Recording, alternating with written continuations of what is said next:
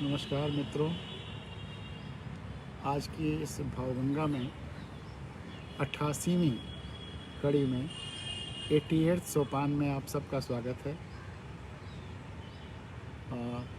आज बहुत ही खुशनुमा धूप है, बहुत ही सुंदर मौसम है, ज़्यादा ठंडक भी नहीं है, गर्मी भी नहीं है, बहुत धूप गुनगुनी लग रही है, अच्छी लग रही है। तो सूर्य के सानिध्य में हम लोगों की भावगंगा की ये 88वीं कड़ी में आपका स्वागत है। आज हम लोग जो छोटी छोटी हाइकू कविताएँ उस पर चर्चा चल रही थी, उसी श्रृंखला को आगे बढ़ाएंगे। लेकिन इधर मेरी गोरखपुर की यात्रा जो हुई उसमें जो कुछ अनुभव हुए और उसके साथ पुराने अनुभवों को जोड़ते हुए कुछ और चीज़ें ज़रूर बताना चाहेंगे।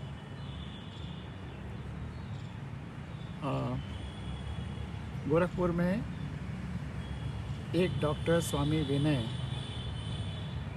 गोरखपुर ग्रामीण क्षेत्र से, चूँकि चुनाव का मौसम है, जनतंत्र का मौसम है,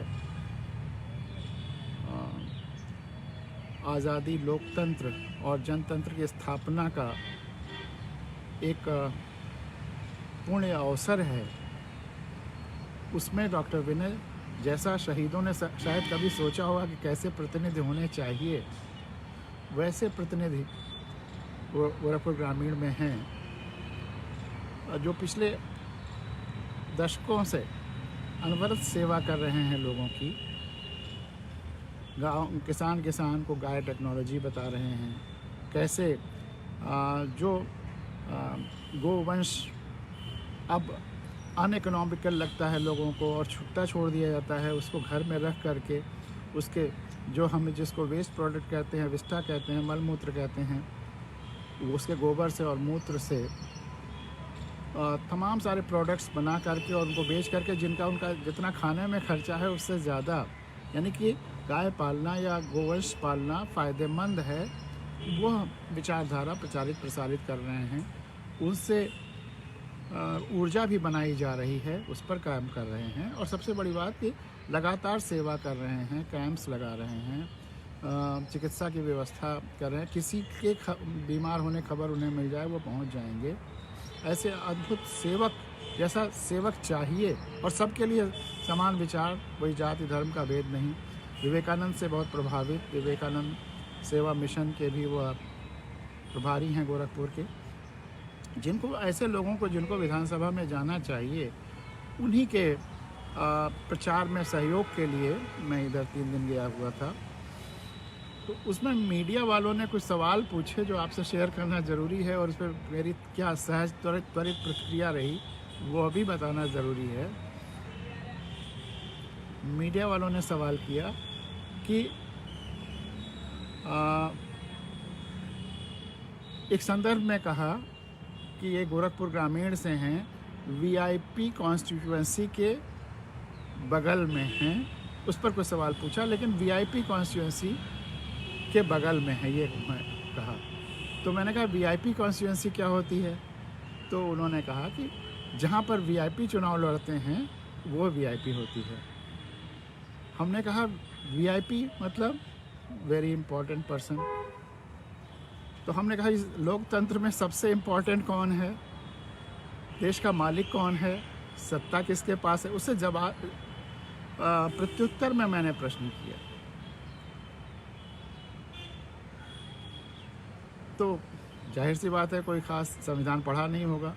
तो मैंने कहा कि संविधान लागू होने के बाद जनता ही मालिक है, जनता ही वीआईपी है, बाकी सब तथाकथित ऊंचे टीले पे लोग बैठे हुए हैं और अपने को वीआईपी समझ रहे हैं। मालिक तो जनता है, वीआईपी जनता है। जनता जिस दिन वीआईपी अपने को समझने लगेगी और ये नकली वीआईपीओं को उनका स्थान दिखा देगी, उसी दिन लोकतंत्र की स्थापना होगी। और जनता वीआईपीओं को न चुने, जो सेवा कर रहा है उसको चुने। हम वीआईपी को चुन करके, और फिर वो वीआईपी वही है जो फिर आप उस तक पहुंच ही नहीं सकते, इतना इम्पोर्टेंट है। उसके आने जाने से आपके रास्ते रुक जाते हैं, वो आपके बीच आ ही नहीं सकता है। तो ऐसे लोगों को दरकिनार करना होगा। ये सब राजशाही के प्रतीक हैं। लोकतंत्र में राजशाहियाँ कोई बाहर से ही राजा नहीं आता। जब देश के राजा हुआ करते थे तब भी यही जनता इसी तरह से, अगर राजा कभी कभार अच्छा हो गया तो ठीक है, नहीं तो ज़्यादातर मनमानी करने वाला ही राजा रहता था और जनता की राय नहीं ली जाती थी, जनता की सुख सुविधाओं की देखभाल नहीं होती थी। राजा हमेशा इसी में लगा रहता था कि उसका राज्य बचा रहे, उसकी सीमा बची रहे, उसकी सत्ता बची रहे, सत्ता का जो लालच हो गया है या सत्ता की जो आदत पड़ गई है वो बची रहे, और उसके फिर पीढ़ी दर पीढ़ी उन्हीं के खानदान में राजा रहे। तो वो निहित स्वार्थ, कुछ लोगों के स्वार्थ का वो तंत्र था राजतंत्र, इसीलिए वो हटा और जनतंत्र आया, इवोल्यूशन हुआ व्यवस्था में। तो इसलिए अब जनतंत्र में किसी को वीआईपी कहना ये गलत है। और इस देश का दुर्भाग्य है कि विदेशों में अगर अपनी पोस्ट की वजह से किसी को इम्पोर्टेंट कहा जाता है, इम्पोर्टेंट मतलब ये नहीं कि उसके फिर सत्ता से वो बाकी लोगों से दूर हो जाए, अगर किसी को इम्पोर्टेंस दी जाती है तो देश में 100, 200, 500 हो सकते हैं। हिंदुस्तान में तो 5 लाख वीआईपी हैं और हमारे संसाधनों का कितना हिस्सा उनके लिए चला जाता है, हमारे दिए गए टैक्सेस का कितना हिस्सा इन वीआईपीओं के लिए चला जाता है। तो मैंने उनसे कहा कि ये वीआईपी शब्द हटा दीजिए कि ये वीआईपी कॉन्स्टिट्यूंसी है, हर कॉन्स्टिट्यूंसी इम्पॉर्टेंट है, वीआईपी है, और हर जब जनता मालिक है तो जनता भी वीआईपी है, और ये वीआईपी कैसा। तो इस पर खैर वो, लेकिन बात ये है कि हमारे मानसिकता में कहीं ना कहीं वीआईपी इतना घुस गया है कि हम उन्हीं के पीछे पड़े रहते हैं और उन्हीं की चर्चा करते रहते हैं, जो नए व्यवस्थाएं, नए तंत्र, नए लोग जिनको उभरना चाहिए उनके बारे में सोचते ही नहीं हैं। एक मानसिक जकड़न या मानसिक संकीर्णता आ गई है, उससे उबरना होगा। एक उसी में एक मुझे किस्सा आया, एक साहब का काम था कलकत्ता में, छोटा सा इनकम टैक्स का काम था। तो मैंने कहा कि मैं वहाँ के जो प्रिंसिपल चीफ कमिश्नर हैं उनको लेटर लिख देता हूँ और आपका काम जो जेन्युइन है वो हो जाएगा, कोई रिफंड वगैरह का नहीं हुआ था। तो उन्होंने कहा कि साहब इतने बड़े वीआईपी को आप लेटर लिख रहे हैं, मैं तो मिल ही नहीं पाऊंगा, मेरा काम कहाँ से होगा। अगर फ़ोन करेंगे तो फ़ोन नहीं उठाएंगे, या मिलेंगे तो मिलने को मैं पता नहीं मिले ना मिले, और काम तो कैसे होगा। तो आप किसी छोटे मोटे आदमी को जो वहाँ हो उसको लेटर लिख दीजिए या कह दीजिए। इतने बड़े वीआईपी से अगर कह भी देंगे तो मेरा काम नहीं होगा, मैं मिल ही नहीं पाऊंगा। तो ये हैं वीआईपी कि जो आम आदमी के लिए अनरीचेबल हों, और ये किसी एक डिपार्टमेंट या एक पोस्ट या एक जगह की बात नहीं है। ये हिंदुस्तान में जो वीआईपी कल्चर है वो ऐसा ही है, और वीआईपीओं की पहली क्वालिटी होती है कि आम जनता से दूरी बना करके रखें। दिखावे के लिए तो ठीक है, वो लोक प्रतिनिधि हैं, जनप्रतिनिधि हैं या जनसेवक हैं, लेकिन जनता का फ़ोन नहीं उठाएंगे, हर आदमी का फ़ोन नहीं उठाएंगे, हर आदमी से मिलेंगे नहीं। वो जो चींटी वाली कहानी सुनाता हूँ, चींटी और व्यवस्था, जो चींटी उस तोते के दाने को निकलवाती है, वो पूरा सिस्टम उलटती है, जो राजा रानी बढ़ई वो सब कहानी में आते हैं, लेकिन चींटी के उठने से पूरी व्यवस्था जो अक्रियाशील थी क्रियाशील हो जाती है। उसमें सबसे बड़ी अच्छी बात उस बुरी व्यवस्था में, असंवेदनशील व्यवस्था में, कि कोई तोते के गिड़ाने से उसके दाल के दाने को निकालने के लिए तैयार नहीं हुआ, उसकी भूख को मिटाने को तैयार नहीं हुआ, उसकी मदद करने को तैयार नहीं। कितनी चिड़ियाँ आके चहचहा रही हैं जैसे वो कितना क्या क्या कह डाल रही हैं आपसे, क्योंकि तोता और की कहानी सुना रहा हूँ। ये देखिए, मन करता है कि आपको ये चिड़िया की आवाज़ ही सुनाता रहूँ। देखिए कितना बोल रही हमसे ज़्यादा वो कंपटीशन करना चाह रही कि नहीं मैं ही बोलूँगी, मुझे ही सुनो। कई हैं और सब लगातार ची कर रही हैं। इतने दिनों बाद ये प्रोग्राम अब नॉर्मल तरीके से हो रहा है, अपने 8-9 के आसपास। नहीं तो जब मौका मिलता था तब 2-4 बार किया कोहरे में, नहीं तो नहीं हो पाया। लेकिन आज नियत समय के आसपास ये सब हैं मौजूद। तो मैं कह रहा था कि उस कहानी में इतनी बुरी और असंवेदनशील व्यवस्था थी कि राजा जिनका ड्यूटी है दूसरों की भूख मिटाना, देखिए पीछे चिड़िया बैठी दिख रही है, वह सब अक्रियाशील थे, कुछ नहीं कर रहे थे, उस इतने संवेदनहीन थे। लेकिन एक बहुत अच्छी बात थी, उस बुरी व्यवस्था में भी एक अच्छी बात थी जिसके लिए उसको अप्रिसिएट करना चाहिए कि उसमें वीआईपी कल्चर या वीवीआईपी कल्चर नहीं था।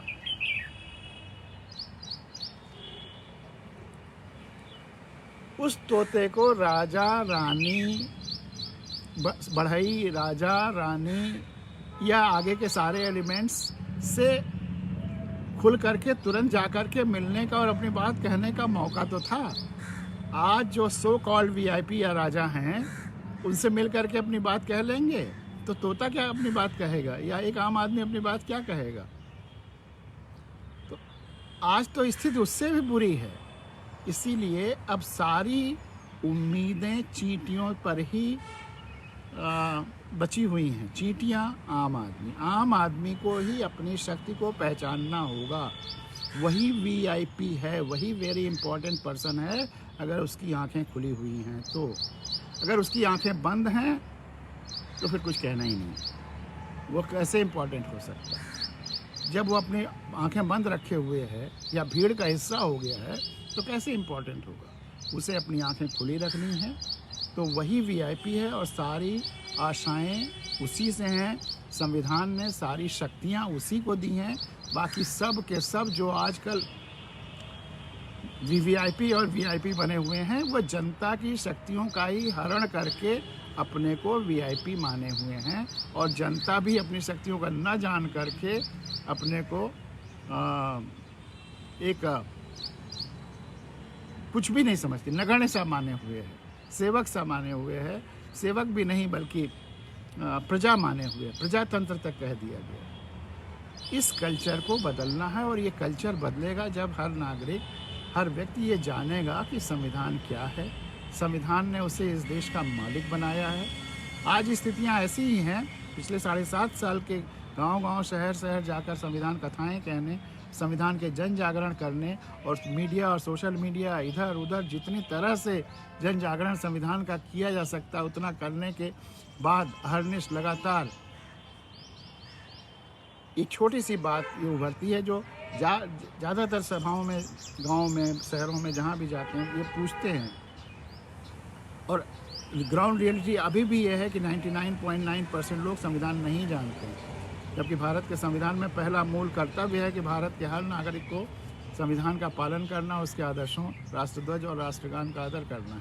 पालन और आदर के लिए संविधान जानना जरूरी है, लेकिन लोग नहीं जानते। तो ये तो वैसे ही हुआ जिससे मैं पूछता हूँ गाँव में जा कर के कि सबसे इस देश का मालिक कौन है, इस देश की सत्ता किसके पास है। तो कहीं डीएम का नाम मिलता, कहीं मतलब मालिक या सत्ता के लिए बस सीएम, पीएम, डीएम के अलावा और तीसरा नाम नहीं मिलता गांव में। कहीं ये उत्तर नहीं मिलता कि हम भारत के लोग इस देश के मालिक हैं। जब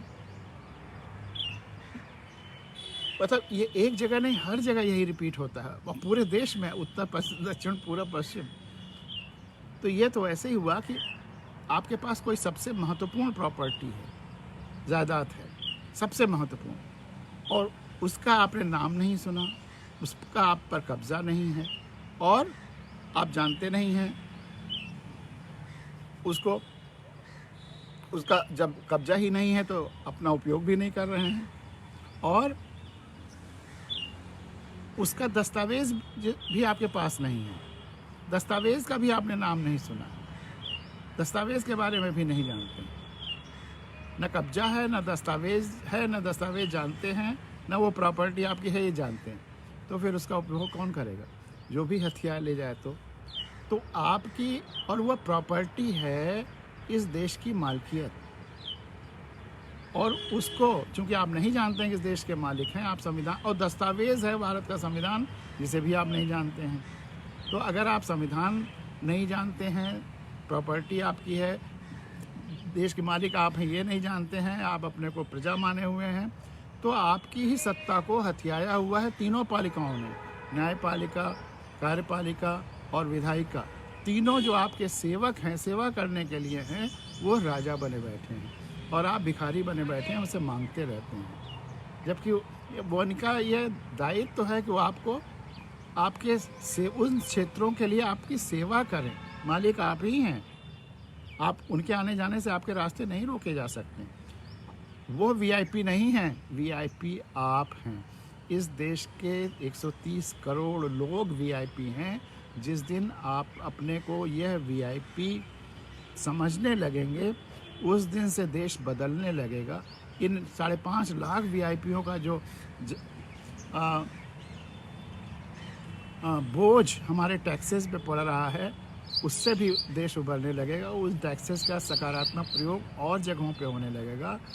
तब रियली वीआईपी मानेंगे। जब आप अपने को वीआईपी मानेंगे, आप अपने ज्ञान के आधार पर, एक टीचर अच्छा है तो वो वेरी इंपॉर्टेंट है, अगर कोई अच्छा डॉक्टर है वो इम्पॉर्टेंट है, अच्छा किसान है वो इम्पॉर्टेंट है। अपने काम के आधार पर, अपने एक्सेलेंस के आधार पर अगर इम्पोर्टेंस दी जाएगी, ना कि कौन किस टीले पर बैठा है। ये कुर्सियां नहीं, टीले हैं जिस पे ऊंची टीलियों पर बैठ करके लोग अपने को ऊंचा समझते हैं, वीआईपी समझते हैं। यह भ्रम तोड़ना पड़ेगा, अन्यथा आज वीआईपी का मतलब वेरी इम्पॉर्टेंट पर्सन नहीं रह गया है, वेरी इनकन्वीनियंट पर्सन हो गया है। वीआईपी का अर्थ हो गया है वेरी इनकन्वीनियंट पर्सन, बहुत असुविधाजनक व्यक्ति, जिसके आने जाने से अन्य लोगों के रास्ते रुक जाए। उससे ज़्यादा असुविधाजनक क्या होगा? जिससे आप मिल ना पाएँ, उससे ज़्यादा असुविधाजनक व्यक्ति कौन होगा? एक नोबेल प्राइज़ विनर से भी अगर आप मिलें तो आसानी से मिल सकते हैं। इस पर एक और छोटा सा किस्सा आगे। हमारे यहाँ वीआईपी समझने का एक अजीब सा रिवाज है। और आप जो किसी से नहीं मिले और बड़ा अलूफ रहे, थोड़ा अहंकार में रहे, जो घमंड में रहे, वही वीआईपी है। एक बहुत बड़े साहित्यकार जिनको तमाम अवार्ड्स मिले हुए थे और जो मुझे प्रिय भी थे, जिनकी रचनाएं कुछ मुझे अच्छी लगी थी, बाद में रचनाएं भी घटिया होती चली गई। उनसे मैंने पहली बार जब मुलाकात हुई तो मैंने कहा कि मैं आपकी बहुत सारी किताबें पढ़ी हैं, मुझे बहुत अच्छा लगा, और क्या आप मुझे अपना फ़ोन नंबर और एड्रेस बता सकते हैं? कभी मैं उस शहर में आऊँ तो आपसे मिलूँ। तो उनका उत्तर क्या था जानते हैं? उनका उत्तर था कि पांडे जी, उस समय टेलीफोन की डायरेक्टरियाँ हुआ करती थी, मोबाइल फ़ोन का ज़माना नहीं था। तो उन्होंने कहा कि मेरा फ़ोन नंबर तो आपको डायरेक्टरी में भी मिल जाएगा, और ये आप किसी से भी उस शहर में या कोई साहित्यकार हो उससे पूछ लीजिए तो मेरा नंबर बता देगा, सब जानते हैं।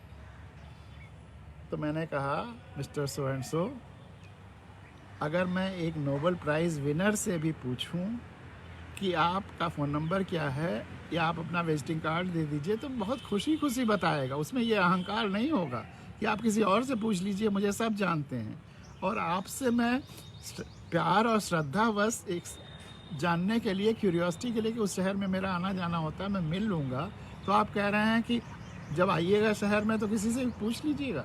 ये अहंकार आपको बहुत बौना व्यक्ति बनाता है। आप भले ही लोग आपको अच्छा साहित्यकार मानते हैं। तो मैंने उनसे कहा कि आप मेरे निगाह में अब इम्पॉर्टेंट नहीं हैं, आपने अपनी सारी इम्पोर्टेंस ख़त्म कर दी है। अब वो वही वेरी इनकन्वीनियंट पर्सन हो गए हैं, वेरी इम्पॉर्टेंट पर्सन नहीं रह गए। जिसमें अहंकार हो वो इम्पॉर्टेंट नहीं हो सकता है, जो लोगों से दूर हो, असंवेदनशील हो, और जो इतनी सिक्योरिटी के बीच में रहता हो कि दूसरे उसको पहुंच ही नहीं सकते हैं, या जो असंवेदनशील हो, वो इम्पोर्टेंट नहीं हो सकता। जिसका कोई कंट्रीब्यूशन ना हो एक्सेप्ट सत्ता पा जाना, और फिर उस टैक्सेस का प्रयोग भी केवल अपने प्रचार प्रसार में करना। प्रचार प्रसार में जो एक पैसा भी खर्च कर रहा है वह इनकन्वीनियंट है, वहाँ पर बोझ है। सारा का सारा संसाधन जनता के हित साधन के लिए है। बल्कि प्रचार प्रसार तो आपका कार्य ही आपका प्रचार होना चाहिए। प्रचार आपके कार्य की छाया के रूप में होना चाहिए। जो प्रचार कर रहा है अपना और सरकारी पैसे से प्रचार कर रहा है,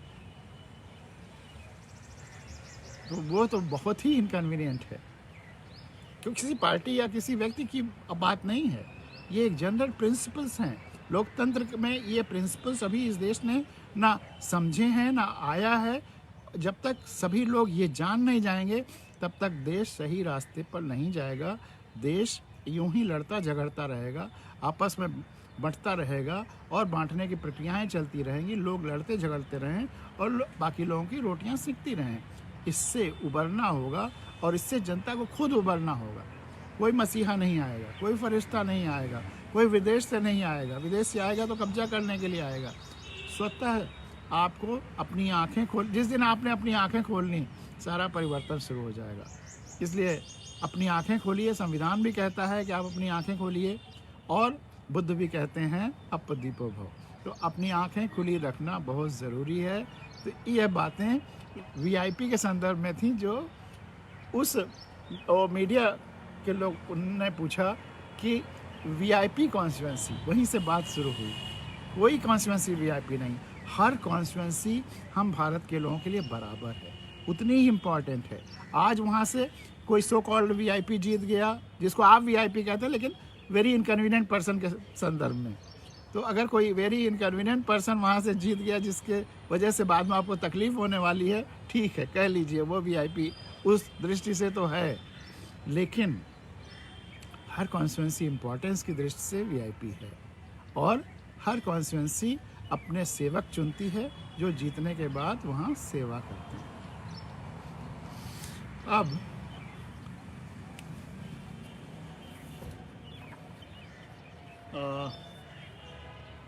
जो चर्चाएं हो रही थी हम लोगों की हाइकुओं के माध्यम से या हाइकुनुमा के माध्यम से, उनके आधार पर कुछ और चर्चा कुछ और हाइकुओं के माध्यम से किया जाएगा। हम लोगों ने यहाँ तक पढ़ा था, इस पर चर्चा किया था कि फूल पत्तियाँ भले हों अलग अलग रंगों की, लेकिन सबकी जड़ें होती हैं एक ही रंग की। फूल पत्तियाँ हों भले ही अलग अलग रंगों की, लेकिन सबकी पत्तियाँ अधिकांशतः एक ही रंग की होती हैं, और वो होता है सफ़ेद, ज़्यादातर सफ़ेद। अब यहाँ हर कोई पूछने लगा है मेरा आकाश कहाँ है। अब यहाँ हर कोई पूछने लगा है मेरा आकाश कहाँ है। इतनी ज़्यादा घुटन, इतनी ज़्यादा पोल्यूशन या इतनी ज़्यादा वैचारिक घुटन, इतना ज़्यादा वैचारिक झगड़न, इतनी ज़्यादा बंटवारे, इतने ज़्यादा बांटने के जाति धर्म, ऊंच नीच, गरीब अमीर, इतना ज़्यादा, और सबके अलग अलग लॉबी, सबके अलग अलग पूरी सेनाएं एक तरह से। तो इन सब से ऊब करके अब ज़्यादातर लोग सोचने लगते हैं इससे मुक्ति कहाँ है, कैसे इस जकड़न से मुक्ति पाई जाए, कैसे हर आदमी को एक आदमी के रूप में सोचा जाए, हर चीज़ को, जो चिड़िया है और हम एक ही हैं, हम सब धरती के संतान हैं, कैसे वह विचार आए, ये पेड़ और हम एक ही हैं, हम धरती के संतान हैं, कैसे वह विचार आए। तो ये खुला आकाश, ये खुलापन हमें कब मिलेगा, कैसे मिलेगा? लेकिन ये आपको अपने अंदर से लेना होगा, कहीं और से नहीं आएगा। यह आप ही लोगों ने या हम ही लोगों ने क्रिएट किया है, तो हम ही लोगों को इससे निजात पानी होगी। हमें अपने विचारों को पहले शुद्ध करना पड़ेगा या खोलना पड़ेगा। जैसे खिड़की खोल दीजिए तो ताज़ी हवा आने लगती है, ऐसे ही अगर आप हमने अपने दिमाग खोल दिए, आंखें खोल दी, तो ताजगी आने लगती है, आकाश से आपका कांटेक्ट होने लगता है, खुलापन से आपका कांटेक्ट होने लगता है। और जो खुलापन है वही स्वादिष्ट है, वही ताज़ा है, वही जीवनदायिनी है। तो इसलिए आपके यहाँ इस घुटन से कम हिंदुस्तान में तो इतनी ज़्यादा जकड़न और घुटन है।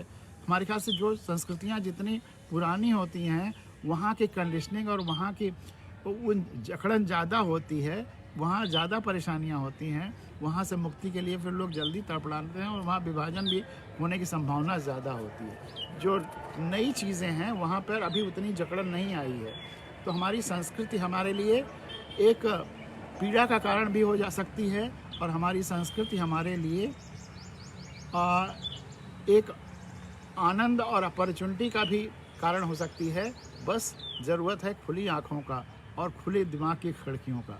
अगर हमने आंखें खुली रखी और दिमाग की खिड़कियां खुली रखी तो यही हमारी संस्कृति हमारे लिए जीवनदायिनी हो सकती है। हमें बहुत कुछ ऐसा दे सकती है जो हम दूसरे क्षेत्रों में जहाँ की वो नहीं रहा वहाँ दे सकते हैं, वहाँ उसका लाभ दे सकते हैं, उन विचारों को वहाँ तक पहुँचा कर सकते हैं, और जो भी प्रकृति के अनुकूल विचार हैं वो सब स्वीकारेंगे। वही नियम कानून या विचार या जीवन पद्धतियाँ इस धरती पर देर तक चलेंगी, दूर तक जाएंगी, जो प्राकृतिक नियमों के हार्मोनी में हो या उनको अनुकूलन में हो। जो उसके विरोध में होंगे वो कुछ दिन चलेंगे, फिर नहीं चलेंगे। तो हमें हमेशा फिल्टर करना होगा, और इस फिल्टर का माध्यम हमेशा सत्य, खुली आँखें और खुले विचार ही होंगे। अब यहाँ हर कोई पूछने लगा है मेरा आकाश कहाँ। और अगला, सूर्य करता है सारा नियंत्रण, प्रकाश और धूप से, न कि दौड़ धूप से। सूर्य करता है सारा नियंत्रण। चिड़िया लगातार बोल रही है, आज वो छोड़ ही नहीं रही है। इतना अच्छा लग रहा है, वो उसे लग रहा है कि हम उसी से बात कर रहे हैं। सूर्य करता है सारा नियंत्रण, प्रकाश और धूप से, न कि दौड़ धूप से। सूर्य तो अपनी मस्ती में जा रहा है, दौड़ धूप धरती कर रही है, उसके चारों तरफ परिक्रमा कर रही है, लेकिन सारा नियंत्रण सूर्य इस धरती पर कर रहा है अपने प्रकाश और धूप से ही। इस धरती पर सबसे ज़्यादा, धरती सबकी माँ है, लेकिन सबसे ज़्यादा इस धरती पर नियंत्रण किसका है? लोग अलग अलग अपने को वीआईपी और राजा और पता नहीं क्या क्या और क्या क्या समझे हुए हैं, लेकिन इस धरती पर नियंत्रण सबसे ज़्यादा किसका है? किसके इशारे पर लोग सोते हैं, किसके इशारे पर लोग जगते हैं, किसके इशारे पर पेड़ उगते हैं, पौधा उगता है, किसके इशारे पर फूल खिलते हैं, किसके इशारे पर हवा बहती है, किसके इशारे पर नदियाँ बहती हैं, किसके डायरेक्शन में ये सब कुछ होता है।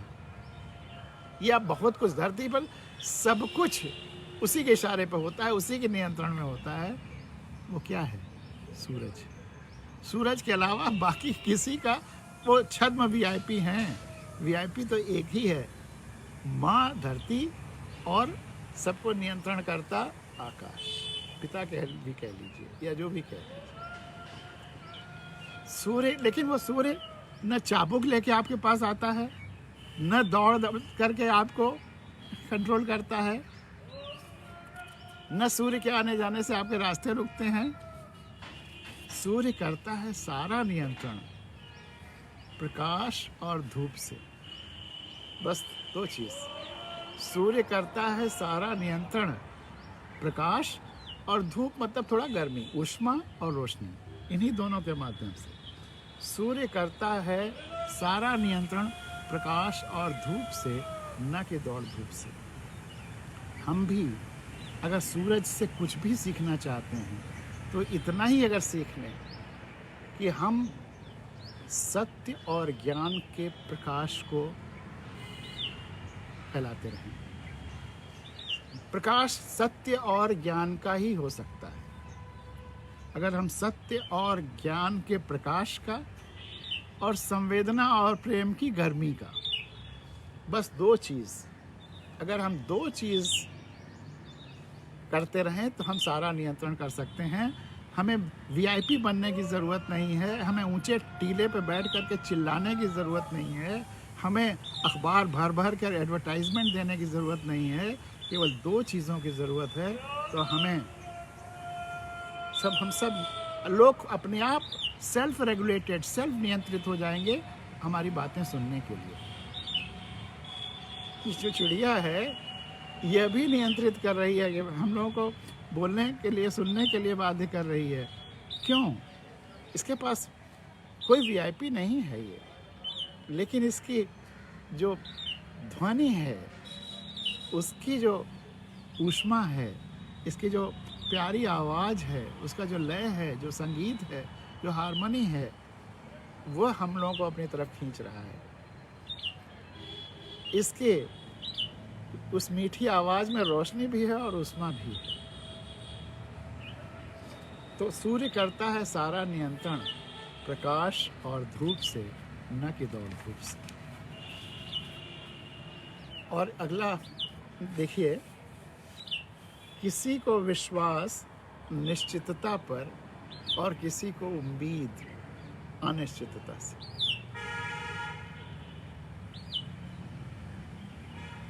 ये सर्टेनिटी और अनसर्टेनिटी दोनों इम्पॉर्टेंट है।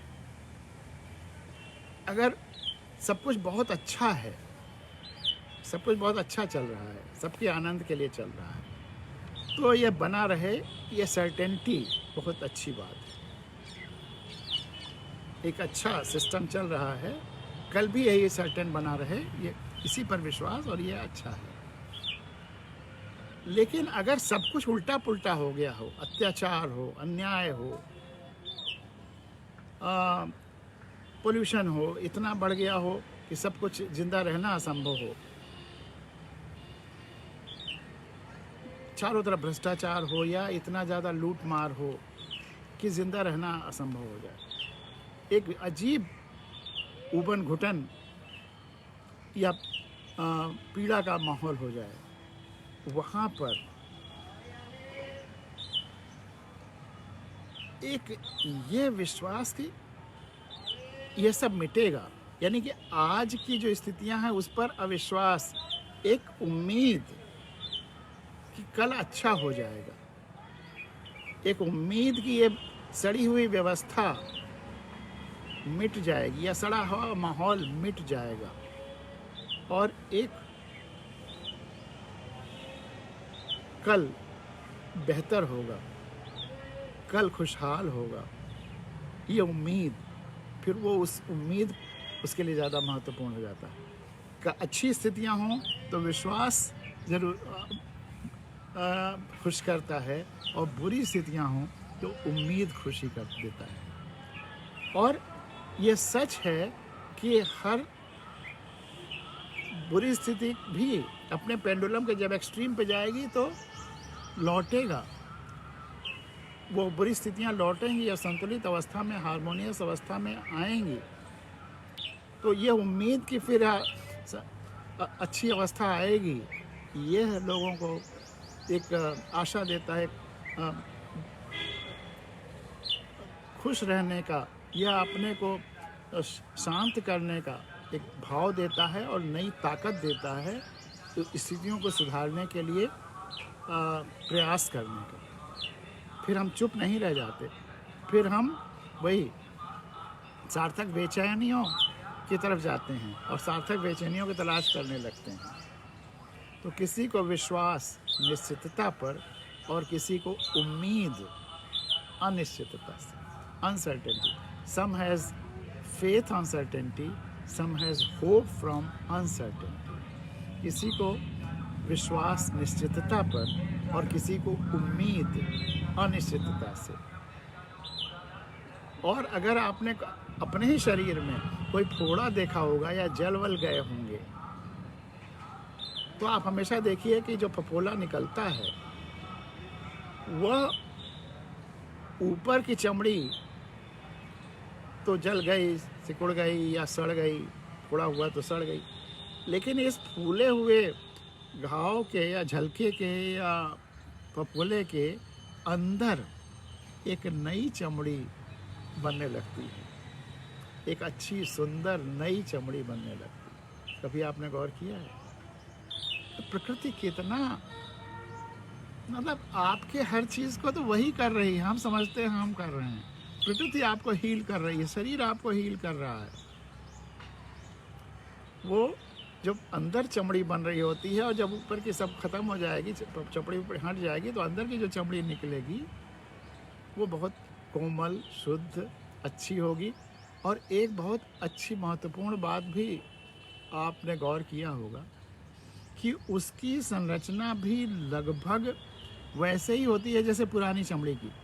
अगर कोई घाव यहाँ हाथ की लकीरों के यहाँ आसपास है, तो जो नई चमड़ी बनेगी ऊपर की चमड़ी हट करके, उसकी लकीरें भी ट्रू कॉपी होंगी ऊपर वाले की। ये मतलब शरीर बिल्कुल हर चीज़ को मेमोराइज रखता है, या सिस्टम या प्रकृति की बिल्कुल रिप्लिकेट करती है। आपकी उंगलियों के निशान कोई और, इसीलिए अंगूठे का निशान माना जाता है परमानेंट, और अभी थंब इम्प्रेशन, तब तो अब कंप्यूटर वगैरह भी वही लेने लगते हैं, लेकिन उसको कभी नकल नहीं किया जा सकता, कभी कोई दूसरा नहीं बना सकता। लेकिन आपका ही शरीर अगर इसी अंगूठे पे फोड़ा हो जाए और ऊपर का सब निकल जाए और अंदर जो नई चमड़ी बनेगी वो एग्जैक्ट उसी आपका अंगूठे का निशान वही रहेगा, बदलेगा नहीं। आपकी बॉडी इतना आपका देखभाल करती है, यानी कि ये प्रकृति अद्भुत है। मतलब पूरी ज़िंदगी अगर हम प्रकृति का गुणगान करें तो कभी ख़त्म नहीं होगा। अगर इसको हम ईश्वर का ही एक रूप मानते हैं तो आप ईश्वर को समझ रहे हैं कि ईश्वर ने वही अद्भुत शक्तियाँ जो संपूर्णता में है वही कण कण में दिया हुआ है, और आप भी उस कण में शामिल हैं। तो किसी को विश्वास निश्चितता पर कि हमारा ये अंगूठा ठीक ही रहेगा, और किसी को उम्मीद अनिश्चितता से कि कुछ हो भी गया तो फिर प्रकृति बना लेगी वैसे ही। किसी को विश्वास निश्चितता पर और किसी को उम्मीद अनिश्चितता से। और कुछ ईंटें तुम रख दो, कुछ मैं। कोएग्जिस्टेंस। कल ह्यूमन वैल्यूज़ का कार्यक्रम था शाम को, और वहाँ पर मैंने सोचा था कि उनका 4th यूनिट का सिलेबस कल ख़त्म कर लूँगा, लेकिन वो जो कविता है धरती जानती, क्योंकि बोलना था हारमोनी पे, नेचर और धरती पर हारमोनी, मनुष्य और धरती, मनुष्य और प्रकृति के बीच हारमोनी, तो उस पर मैंने धरती जानती है कविता सोचा था 15-16 मिनट में सुना लूँ, लेकिन वो पूरा 1.25 घंटा चलता रहा वो कविता और उस पर चर्चा ही, तो इसलिए और कोई चर्चा नहीं हो पाई। लेकिन उसमें एक मुख्य टॉपिक वही हारमोनी के साथ कोएग्जिस्टेंस आता है कि हम सबको अन्य जीवों, जंतुओं, प्राकृतिक तत्वों सबके साथ हारमोनी में रहना है। और जब हारमोनी में होते हैं तो सेल्फ रेगुलेशन होने लगता है, रिसाइकलिंग होने लगती है, सब चीज़ का सार्थक है, रूप बदलने लगता है लेकिन है वही, क्योंकि मटेरियल और चीज़ें कंजर्व्ड हैं। तो उसी को कोएग्जिस्टेंस को एक छोटी सी कविता के माध्यम से कहा गया है कि कुछ ईंटें कुछ तुम रख दो, कुछ मैं। कुछ ईंटें तुम रख दो, कुछ मैं। घर तो नहीं, शायद समाज बन जाएगा, या शायद अब इसको और अच्छे रूप में परिवर्तित करके कह सकता हूँ कि कुछ ईंटें तुम रख दो, कुछ मैं। घर के साथ साथ समाज बन जाएगा, देश बन जाएगा, धरती बन। कुछ एफर्ट्स तुम कर लो, कुछ मैं। सब इस संपूर्ण चिंतन के साथ कुछ ईंटें तुम रख दो, कुछ मैं, तो घर के साथ साथ समाज भी बन जाएगा, देश भी बन जाएगा, धरती भी खुशहाल हो जाएगी। कुछ ईंटें तुम रख दो, कुछ मैं। घर के साथ साथ समाज भी बन जाएगा। और अगला है जो हर बार जब घर में, ये बड़ा महीन संवेदना का आपको आनंद आएगा, हर बार घर में जब कोई सामान बढ़ा है, हर बार घर में जब कोई सामान बढ़ा है तो आदमी थोड़ा और सिमटा है। हर बार घर में जब कोई भी सामान बढ़ा है तो आदमी थोड़ा और सिमट गया है। हर बार घर में जब सामान बढ़ा है, तो चाहे छोटा या बड़ा, हर बार घर में जब सामान बढ़ा है तो आदमी थोड़ा और सिमटा है, उसका स्पेस थोड़ा और कम हो गया। और अगली हाई को देखिए, क्या गोमुख को पता है गंगा कितनी विशाल हो जाती है गंगा सागर तक पहुंचकर? क्या गोमुख को पता है गंगा कितनी विशाल हो जाती है गंगा सागर तक पहुंचकर?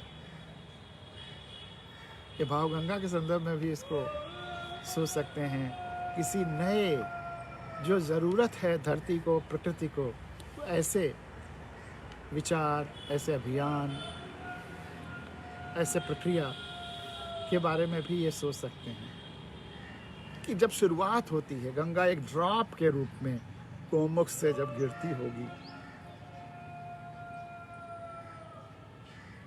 उस समय क्या उस ड्रॉप को और जहाँ से वो गिर रही है गोमुख को ये पता है कि गंगा क्या क्या रूप लेते हुए और गंगा सागर तक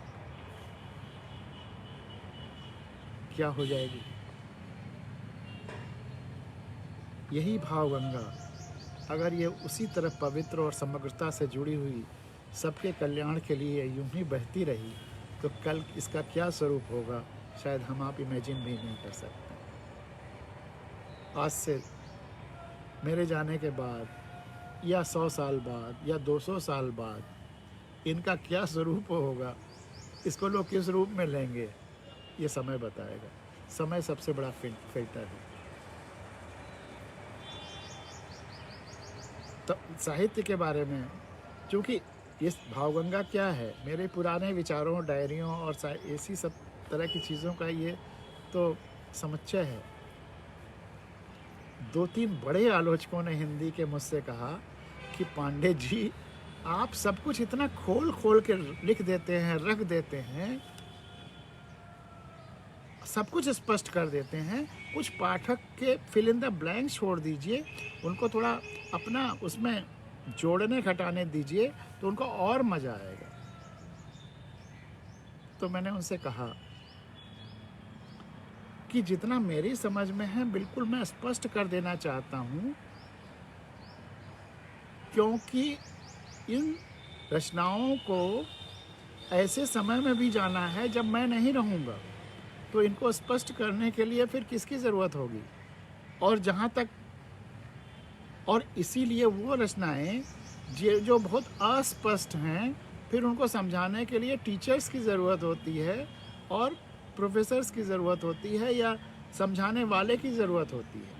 और समझाने वाला पता नहीं उन्हीं विचारों का हो जिसका मैं हूँ या अलग है, वह उसमें अपनापन कुछ ऐसा जोड़ दे जो वह उसकी सार्वभौमिकता को कम करे।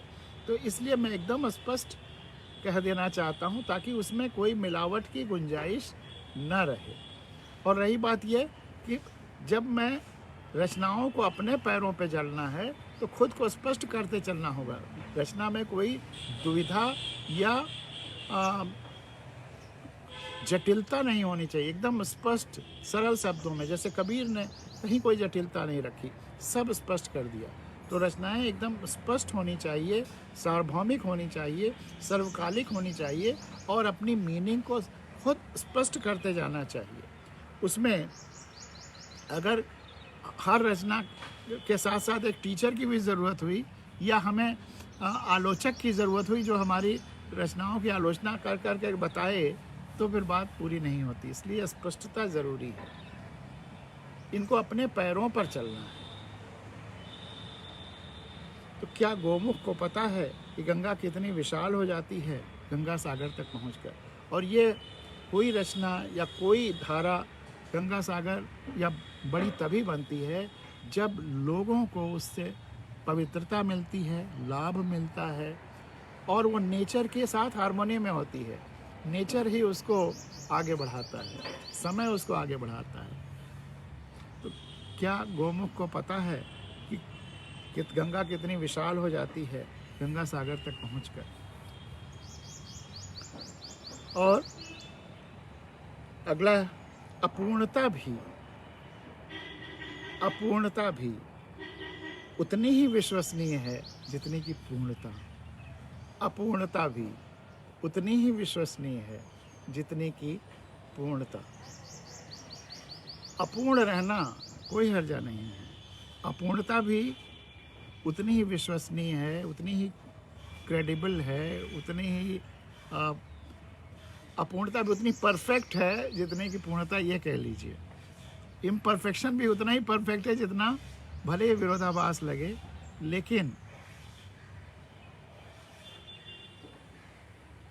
पूर्णता और अपूर्णता तो अक्सर कभी कभी परसेप्शन में भी होता है कि हम किसी चीज़ को अपने हिसाब से सोचते हैं कि वो अपूर्ण है। लेकिन उसके एंगल से सोचिए तो वो पूर्ण है। हम किसी को जीव जंतु वनस्पतियों को और सोचते हैं यह पूर्ण है और हम पूर्ण हैं, लेकिन वह अपनी तरह से वो भी पूर्ण है, वो भी परफेक्ट है। और लाइफ के अलग अलग सिचुएशंस में देखिए, अपूर्णता भी हमको जिंदा रहने का और मोटिवेशन का और कार्य करने का या एक एम देती है कि हम ऐसे हो जाएं, हम ऐसे हो जाएं तो और बेहतर हो जाएंगे और पूर्ण हो जाएंगे। और जिस दिन पूर्ण हो गए, फिर तो जिस दिन हमारी सारी उम्मीदें पूरी हो गई, उस दिन तो फिर जिंदा रहने का कोई मतलब नहीं।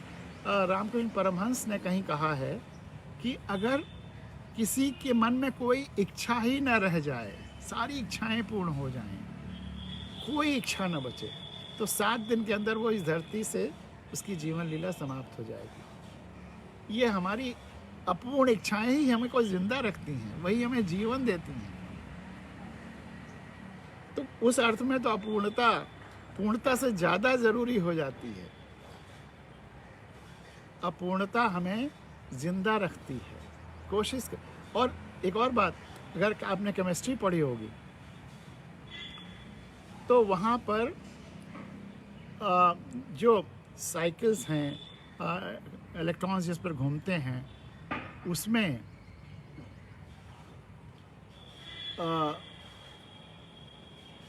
जो अलग अलग उसमें वो होते हैं, चक्र होते हैं जिसमें इलेक्ट्रॉन्स पहले लेवल पे 2, फिर अगले पे 8, इस तरह से वो इलेक्ट्रॉन्स घूमते रहते हैं। तो जिनके वो पूरे हो जाते हैं, जो जहाँ अपूर्ण रहते हैं इलेक्ट्रॉन्स, वो तो इधर उधर जा कर के रिएक्शंस करते हैं और तमाम सारे और एक्टिविटीज़ करते हैं। लेकिन जहाँ पे उन सर्कल्स पे इलेक्ट्रॉन्स जितना होने चाहिए उतने हो जाते हैं, यानी कि पूर्ण हो जाते हैं वो सर्कल्स पे इलेक्ट्रॉन्स उस एटम के न्यूक्लियस के चारों तरफ, तो वो इनर्ट गैसेस कहलाती हैं, हीलियम से शुरू हो करके। ये इनर्ट गैसेस कोई रिएक्शन नहीं करती, कुछ भी नहीं करती। जिनकी वैलेंसीज पूर्ण हो जाती हैं, फिर वो कोई रिएक्शन नहीं करती। तो पूर्णता अक्सर रिएक्शनलेस बना देती है। और जहाँ तक अगर हम गैसेस की बात कर रहे हैं, तो जितने गैसेस के फॉर्मूले बनाए गए हैं केमिस्ट्री में, वह सब परफेक्ट गैस के लिए बनाए गए हैं। चाहे उनका प्रेशर, वॉल्यूम, टेम्परेचर के आपस के रिलेशनशिप्स हों या जो भी हों, वह सब परफेक्ट गैस का एग्जाम्पल लेकर के बनाए गए हैं। लेकिन वो इन जो बाकी गैसेज, ऑक्सीजन और हाइड्रोजन, इन सब पर भी लागू होता है, सब पर लागू होता है। और परफेक्ट गैस वो मानते हैं कि इम्पॉसिबल है, लेकिन लगभग लागू हो जाता है इन गैसेस पर भी। तो परफेक्शन पहले तो इम्पॉसिबल जैसा है, लेकिन अगर परफेक्शन हो गया, पूर्णता हो गई, तो फिर उसके आगे रास्ता कभी कभी रहता है, कभी नहीं भी रहता है। और सबसे मज़ेदार बात, पूर्णता और अमरत्व तो लगभग एक ही चीज़ है कि वो पूर्ण हो गए, वह अमर हो गए। तो एक पाठक साहब हैं, बड़े अच्छे कवि हैं, साहित्यकार हैं और आलोचक भी हैं, गाज़ीपुर के। तो उन्होंने एक कविता लिखी है, बड़ी अच्छी है। उस कविता का भाव ये है कि अमर होना मतलब अनंत काल तक जीना ये नहीं है। अनंत होना मतलब अमर हो जाना, मतलब अनंत काल तक जीना ये बात नहीं है। आपने जिंदगी जिया है, वह सामान्य जितनी ज़िंदगी होती है उतनी ही रहे, लेकिन वह आपने अपनी संपूर्ण शक्तियों के साथ, खुली आँखों के साथ और खुले मन के साथ, सबसे जुड़ाव के साथ अगर जी लिया है, तो आप अमर हैं, तो आप पूर्ण हैं, आपकी ज़िंदगी पूर्ण है, अपूर्ण नहीं है फिर। लेकिन है ये अपूर्णता, मतलब अमर मतलब इनफाइनाइट आप नहीं हुए, लेकिन ये अपूर्ण मतलब फाइनाइट, सीमित जिंदगी भी उतनी ही क्रेडिबल है, उतनी ही अमर है जितनी कि कोई अनंत तक जिंदा रहे। अगर आपने अपूर्ण जिंदगी, क्योंकि अगर कोई 70 साल, 80 साल, 90 साल, 100 साल, 120 साल जिया तब भी वो अमर नहीं हुआ, लेकिन वह अमर ही है अगर उसने वो उस तरह से जिया है। तो अपूर्णता भी उतनी ही विश्वसनीय है या हो सकती है जितनी की पूर्णता, लेकिन उसके लिए शर्त है कि आपकी दृष्टि पूर्ण हो, आपकी आंखें खुली हों, आपके विचार सबसे जुड़े हों। अगर आप इन सब के संपूर्णता के साथ जी रहे हैं तो अपूर्ण जीवन भी पूर्ण जीवन के बराबर ही है, या कहीं की भी अपूर्णता पूर्णता के बराबर ही है। तो अपूर्णता भी उतनी ही विश्वसनीय है जितना कि पूर्णता। और 2-3 हाइकू और सुना करके आज की अपनी भावगंगा यहाँ समाप्त करते हैं। 50 मिनट के ऊपर हो रहा है। समय एक स्लेट है या तख्ती है, जो कह लीजिए जिस पे खड़िया से लिखते हैं। समय एक स्लेट, अतीत एक डस्टर। जो भी हम लिखते हैं, समय वो डस्टर मिटाता जाता है, वो ओझल होता जाता है, वो गायब होता जाता है। तो भूतकाल एक डस्टर है जो कुछ लिखा पढ़ा मिटाता जा रहा है, और वर्तमान एक खड़िया है जिससे फिर आप लिखते जा रहे हैं। वर्तमान लिखता जा रहा है और भूतकाल उसे लेकर के हटाता जा रहा है। वर्तमान, समय एक स्लेट, वर्तमान एक खड़िया है और भूत उसको लेकर के जा रहा है, मिटाता जा रहा है डस्टर की तरह से। समय एक स्लेट, अतीत भूत एक डस्टर, वर्तमान एक खड़िया और भविष्य एक रोशनी। हमारी सपने, हमारी कामनाएं, हमारे विजन्स, हमारे सबके साथ हारमोनी के साथ क्या हमें करना है, ये प्रोग्राम, ये योजनाएं, हमारी खुली आँखें, ये एक रोशनी, उसी भविष्य की रोशनी में ही ये खड़िया लिख रहा है। ये वर्तमान जो लिखता है वो भविष्य की रोशनी में। तो समय एक स्लेट, अतीत एक डस्टर, वर्तमान एक खड़िया और भविष्य एक रोशनी। मथ कर समुद्र सी वेदना, मथ कर समुद्र सी वेदना, पाता है कोई अणु सी चेतना। मथ कर समुद्र सी वेदना, जब हम सबके वेदना को अपना महसूस करते हैं, सबकी दुख दर्द को अपना महसूस करते हैं, तो वो समुद्र सही है। सबके सबसे संवेदनात्मक जुड़ाव जब महसूस करते हैं तभी हम में आता है अणु सी चेतना। चेतना की शुरुआत वहीं से। मथ कर समुद्र सी वेदना, पाता है कोई या पाते हैं हम अणु सी चेतना। और अगली, और यहीं ख़त्म करूँगा। सिखा सके वेद ना, जो वेद नहीं सिखा पाए हमको, सिखा सके वेद ना, वह सिखाती वेदना। वहाँ वेद और न अलग अलग, और यहाँ वेदना एक ही में। जो वेद नहीं सिखा सकते, वो सिखा सके वेद ना, वह सिखाती वेदना। जो सर्वव्यापी संवेदना अगर हमारी है तो वह जो हमको सिखाएगी वो कोई वेद नहीं सिखा सकता, कोई धर्मशास्त्र नहीं सिखा सकता, कोई ज्ञान नहीं सिखा सकता। इसी को कबीर ने कहा है कि पोथी पढ़ पढ़ जग मुआ, पंडित भया न कोय। पोथी पढ़ पढ़ जग मुआ, पंडित भया न कोय। ढाई आखर प्रेम का पढ़े सो पंडित हुए। ढाई आखर प्रेम का पढ़े सो पंडित हुए। तो लोगों ने कहा कि क्या ऐसा हो सकता है कि पोथी पढ़ना बंद कर दिया जाए? बहुत लोगों ने हमसे फिर ये प्रश्न किया कि फिर पोथी पढ़ना बंद ही कर दिया जाए। तो मैंने कहा नहीं, कबीर ने ये नहीं कहा है कि ढाई आखर प्रेम का किससे हो। अगर आप ज्ञान से भी प्रेम करिए, नॉलेज से भी प्रेम करिए, सृष्टि के रहस्यों को समझने की प्रक्रियाओं से भी प्रेम करिए। प्रेम सबसे करना है, व्यक्तियों से, प्रकृति से, पर्यावरण से, धरती से, समग्रता से संवेदनात्मक जुड़ा होना चाहिए। प्रेम जो है लिमिटेड नहीं होना चाहिए, असीमित होना है।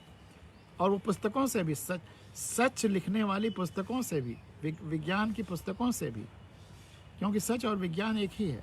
अंधविश्वास या गलत चीज़ लिखने वाली पुस्तकें प्रेम नहीं है। प्रेम जो सच्चा है, प्रेम उससे होना चाहिए जो सच्ची पुस्तकें हैं, जो सार्वभौमिक हैं, सार्वकालिक हैं और सच्चाई को निरूपित करती हैं, झूठ या धुएं को नहीं। तो सिखा सके वेद ना, वह सिखाती वेदना। सिखा सके वेद ना, वह सिखाती वेदना। इसी के साथ आज की ये 88वां अंक यहाँ पर हम समाप्त करते हैं। आशुतोष मिश्रा जी ने कई कमेंट्स लिखे हैं, सामने आ गया है तो मैं पढ़ देता हूँ। अपूर्णता हमें जिंदा रखती है, आज पहली बार समझ में आया। दूसरा उन्होंने लिखा, आदरणीय सर, पाठक सर की कविता के भाव बहुत सुंदर लगे। और फिर उन्होंने आगे और लिखा है कि आज तो अद्भुत विचारों का पूरा खजाना मिला है, एक से बढ़कर एक अद्भुत विचार। सादर प्रणाम सर। तो आशुतोष जी, आपको हमारा भी सादर प्रणाम। और फिर हम लोग अब कल फिर भावगंगा के 89वें अंक में मिलेंगे। बहुत बहुत धन्यवाद। आपका दिन शुभ हो, आपका जीवन सफल हो।